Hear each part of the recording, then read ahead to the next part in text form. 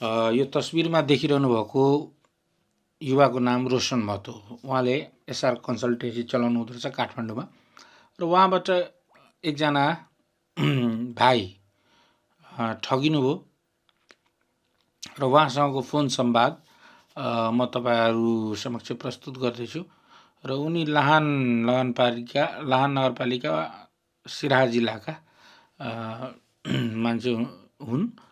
अब यसरी एउटा स्टुडेन्ट्सबाट 8 लाख 9 लाख यसरी ठगिएको खण्डमा त अभियसली त्यो त अब कभर अप गर्न त गाह्रो हुन्छ। एउटा विद्यार्थीले सपना बोकेर गएको हुन्छ त्यहाँ, हैन? तर यो मान्छे चाहिँ ठग रहेछ है। मैले सबै प्रमाणहरू मगाएँ र उहाँको डिटेल इन्भेस्टिगेसन पछि म यो न्युज हाल्दैछु। तपाईहरु हेर्नुस् सुन्नुस् यो। हजुर, ल भन्नुस् त तपाईको समस्या भन्नुस्। तपाई कहाँबाट बोल्दै हुनुहुन्छ? म सर्लाहीको कुन ठाउँबाट? भरतवाबाट। हजुर, तपाईको समस्या के हो त्यो भन्नुस् त। समस्या भन्नु न। मेरो समस्या यो म न्यू बानेश्वरको SR consultancy managing director Roshan Kumar महतोसँग कन्ट्याक्ट गरेर मैले स्टडी भिसामा मलाई दुबई पठाएको थियो। दुबई पठाउँदाखेरि प्रोसेसिङ गर्ने बेला कुरा भएको थियो। यसको पेमेन्ट कलेजको पेमेन्ट म आफै हाल्छु, आफ्नो एकाउन्टबाट हाल्छु, ट्रान्सफर गर्छु।